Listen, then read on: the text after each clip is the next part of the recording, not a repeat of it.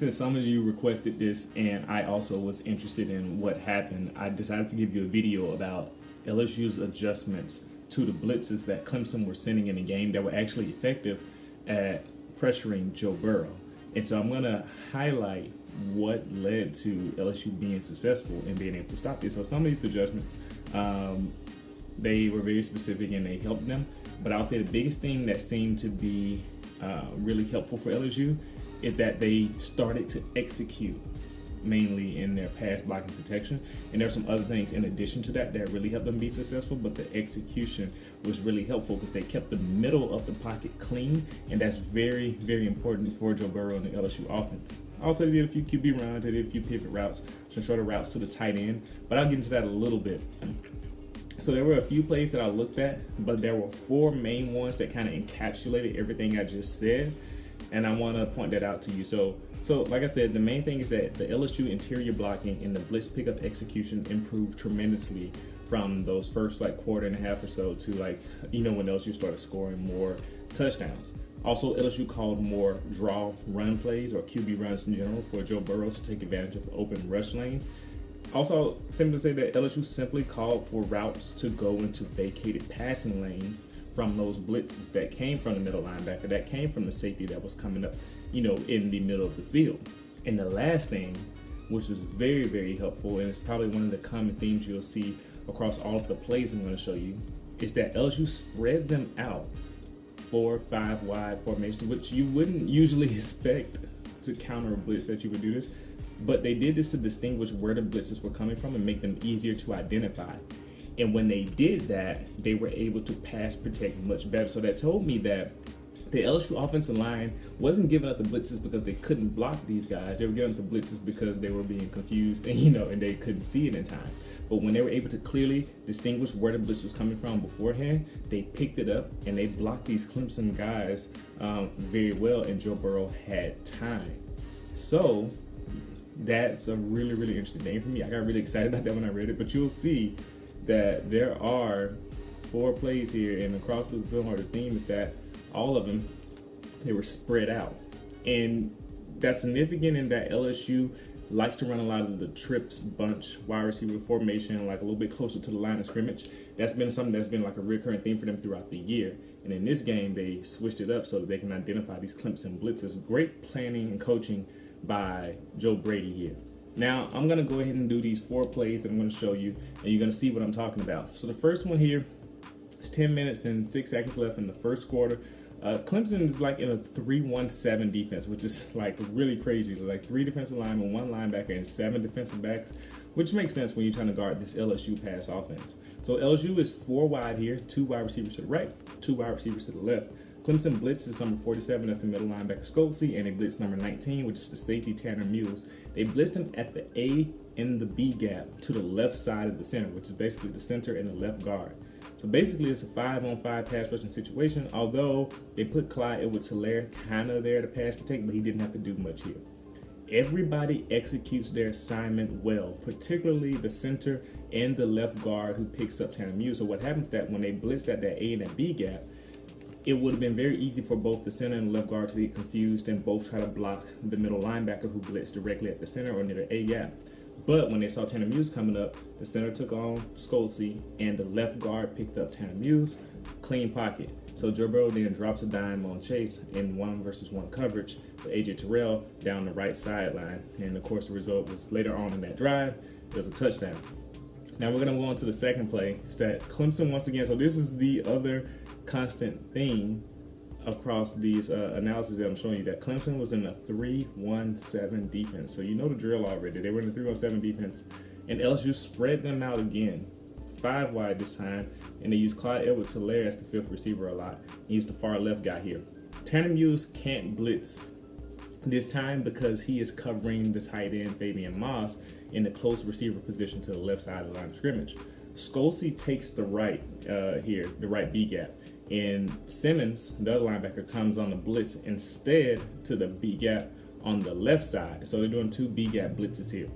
Once again, this is a 5-versus-5 blitz opportunity, and the LSU offensive line executes. They win their assignments, thus creating open rush lanes right behind the vacated spots of the blitzers. So Joe Brady probably spread them out for this very purpose here in the red zone. You know, he's like, all right, get out of the way. If they blitz and we pick it up, they're going to leave open space right behind them. Joe Burrow doesn't have to go far to run for this touchdown, and that's exactly what happened on this play.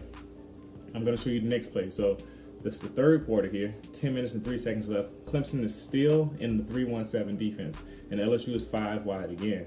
So Scholesy blitzes comes right at the right guard here, while Simmons attacks the left guard briefly before looping around the left tackle. So they basically run a blitz stunt here.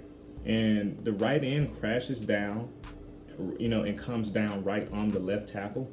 And then you see Simmons kind of loop around and tries to go around the edge.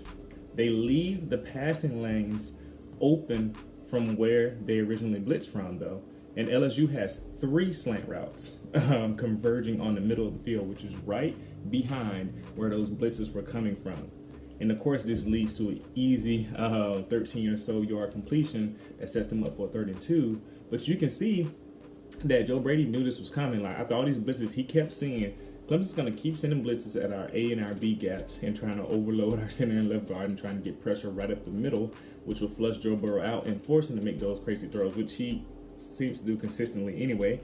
But it's an effective plan to kind of make sure he doesn't just sit back there and pick you apart.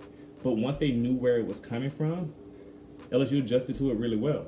And as you can see, this is the effect of that. So now I'm going to show you one last play. It's the second quarter here, 48 seconds left, so it's right before the half. You know the drill. Clemson is 3-1-7 defense here. LSU is 5 wide again. So Brent Venables tried to be tricky in this situation, though. He drops Scholesy and blitzes Tanner and Simmons, and it actually gets through this time.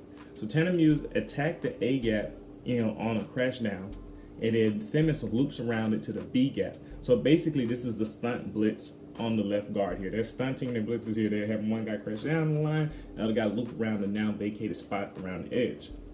Joe Burrow, though, gets it to Jefferson on a pivot route underneath, because what happens is that when they blitz this time, Clemson seems to have played either some type of zone or a little man zone combination here, but basically Scholesy ends up trying to cover Jefferson underneath. And it's nice that Joe Brady designed an underneath basically outlet for Joe Burrow to get to in case this type of blitz comes. And you see Jefferson just runs up, starts one way, and turns right around to go the other way. Scholesy, a linebacker, cannot keep up with that type of change of direction. And of course, Joe Burrow, even though he's falling away, gets rid of this ball, hits Jefferson right in the hands, and Jefferson does a little magic to make this first down happen.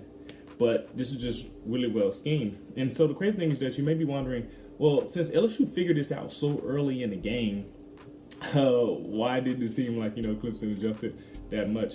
And actually, I believe they did, and I probably could keep going to make more videos about this. We'll see. But LSU had also used, it's really hard to still be effective blitz-wise when LSU's figuring out where your blitzes are coming from with this scheme. And while they did get pressure in, sack Joe Burrow, actually later on in the game, third, fourth, they were still a little bit effective. The LSU offensive staff had already taken most of the sting out of those blitz packages, and it was still working fairly well, so it was hard to move away from it. But LSU had figured it out, and once they did, they continued to score, and Clemson couldn't keep up. So, like I said, Clemson couldn't effectively slow this down the rest of the way of the game, and that's how LSU was able to, you know, continue to score and make their way. But I really like the little matchup that Joe Brady, Steve Ensminger, and Brent Venables have with each other here. You know, Brent Venables is like, hey, I'm going to put all my DBs on the field, and we're going to sell out to stop this pass game, and we're going to blitz you and put pressure on you.